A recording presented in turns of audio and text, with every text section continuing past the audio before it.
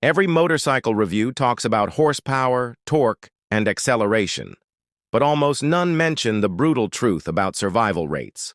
Some bikes weren't just built to thrill, they feel like they were engineered to kill their own riders. And no, that's not being dramatic.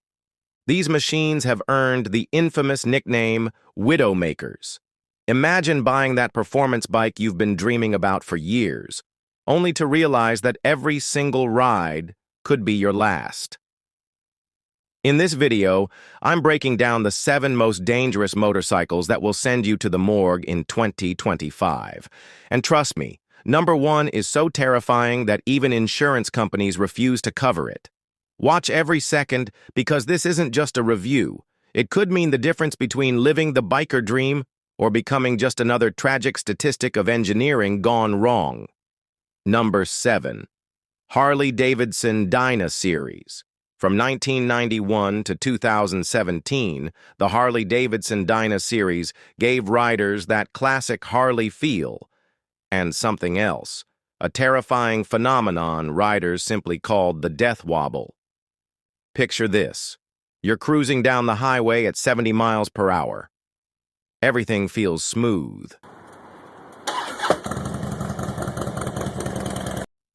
Suddenly, the rear wheel starts kicking side to side, the handlebars begin to oscillate violently, and within seconds your bike is completely out of control. The root cause? Harley's unique engine mounting design. Unlike other manufacturers, Harley mounted the Dyna's swing arm through the transmission case instead of the frame. That meant the entire drivetrain floated on rubber mounts, amplifying every vibration from the engine until it exploded into uncontrollable wobble at speed. Harley tried to fix the issue in 2006 with a heavier frame. It barely helped. Frustrated owners installed fork braces, upgraded tires, even added aftermarket stabilizers like the PY track system because Harley wouldn't admit the design flaw. In fact, the company often blamed rider error or poor maintenance. Some lawsuits even saw Harley countersuing riders who complained. When a manufacturer spends more effort deflecting blame than fixing a deadly flaw, you know you're riding something dangerous. Number 6. Honda CX-500 Turbo. In 1982, Honda wanted to prove they were the kings of innovation. The result was the CX-500 Turbo, the world's first turbocharged production motorcycle with computer-controlled fuel injection. On paper, it was revolutionary.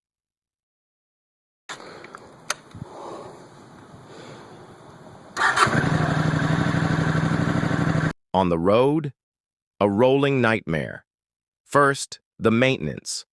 When the stator failed, and it always failed, you couldn't just replace it. You had to drop the entire engine and split the case. Even oil seals and cam chain tensioners required major engine surgery.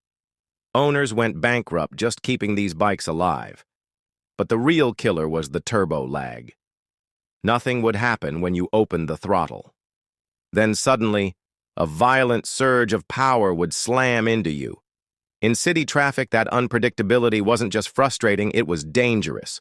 One moment you'd be jerking forward, the next you'd be catapulted into a blind intersection. The handling? Spongy. The brakes? Just a single disc, completely inadequate for a turbocharged bike. Cold starts were a joke. For the first few minutes, the CX-500 Turbo was almost unrideable, stumbling and jerking around like a drunk horse.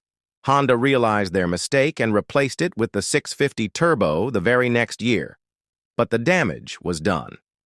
Only 5,000 CX-500 Turbos were ever built, and most owners still describe them as more terrifying than thrilling. Number 5. Suzuki GSX-R1100, 1989 K model.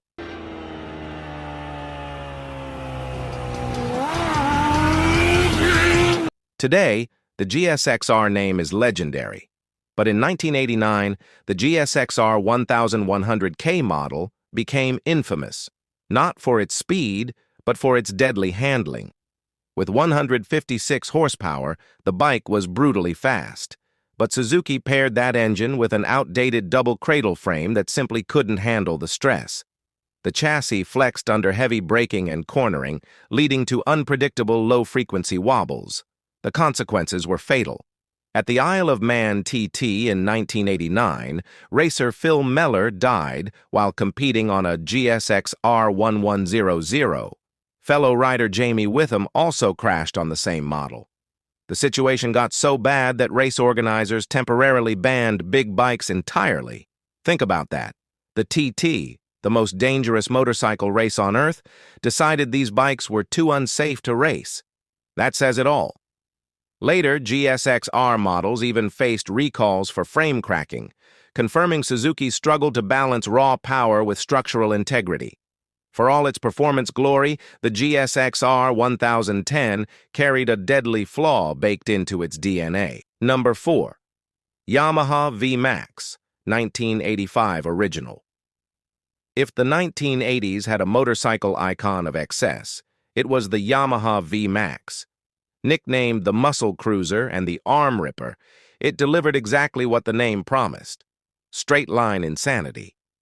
The V-Max's 145 horsepower V4 engine could shred quarter-mile times like a drag bike. But try to corner, and the bike behaved like a drunk gorilla. Experienced riders literally planned routes to avoid curves. And the brakes? Pathetic. Riders often joked the V-Max goes twice as fast as it stops. Imagine unleashing rocket-like acceleration only to find your brakes can't save you when it counts. Recalls piled up. 1985 models suffered front-wheel bearing failures that could cause sudden loss of control. 2009 models had throttle issues where the engine would stick at 3,000 RPM. Try stopping at a red light with that. Later, 2009 to 2011 models faced oil pump malfunctions that could stop circulation, causing sudden stalls or catastrophic engine seizure mid-ride. The V-Max was raw power incarnate, but safe? Not even close. Number 3. Suzuki TL1000S Cyclone. From 1971 to 1974, Suzuki unleashed what many call the most dangerous motorcycle ever built, the TL1000 Cyclone. The Cyclone was supposed to be a dirt racing beast. Instead, it became a hospital admission machine. Its electronic ignition acted like a light switch. Under 4,000 RPM, it felt tame, but crossed that line and the engine jumped straight to full advance, dumping brutal, uncontrollable power on the rider. The frame was criminally weak. Riders reported the rear end swapping so violently on rough straights that they could literally see the frame flexing in their peripheral vision. One journalist described it as watching a fish flop on a beach while you're still riding it. But here's the kicker. Even when it wasn't running, it could injure you. The high-compression Kickstarter delivered savage kickbacks that broke riders' legs and ankles. People ended up hospitalized just trying to start the bike. So many owners crashed or broke bones that the TL1000 earned the nickname Injury Force's Sale. By 1974, Suzuki quietly killed the model. The damage was permanent. Even hardcore riders still call the TL1000 Cyclone the devil on two wheels. Number 2. Suzuki TL1000S, 1997. Suzuki tried to bring Formula One technology to the street with the TL1000S, launched in 1997. Instead, they built one of the most unstable superbikes of all time. The innovation was its rotary rear suspension damper. It was supposed to deliver advanced handling. In reality, it was mounted way too close to the exhaust. During aggressive riding, the oil overheated and lost its damping properties. That meant the entire rear end suddenly became underdamped, turning the TL1000S into a bucking bronco at high speed. Riders described terrifying tank slappers and death wobbles that struck without warning. To make matters worse, the TL1000S had unpredictable power delivery and lacked safety nets like ABS or traction control. Inexperienced riders didn't stand a chance. After a string of serious accidents, Suzuki was forced to issue a global recall, fitting steering dampers as a band-aid, but the reputation stuck. Riders asked, why should a bike even need an aftermarket fix just to keep it from killing you? The TL1000S became the ultimate case study in how advanced engineering can backfire catastrophically when safety isn't prioritized. Number 1. Kawasaki H2 1972, the original Widowmaker. And finally, the king of killers, the bike that started it all, the 1972 Kawasaki H2 forever known as the original Widowmaker. This 750cc two-stroke rocket made 74 horsepower and could top 126 miles per hour, insane numbers for its time. Riders had never felt acceleration like this before, but they had also never faced so much danger. The brakes were laughably inadequate. Early models had just a single disc up front, completely useless for stopping something this fast. Riders said the H2's brakes were from the Stone Age. The power delivery was brutal and unpredictable. Like a sledgehammer, it came on in sudden, violent bursts that threw riders off balance mid-corner. The lightweight frame flexed under stress, producing speed wobbles. In fast corners, the undercarriage scraped the ground, clear evidence of a chassis overwhelmed by its own engine.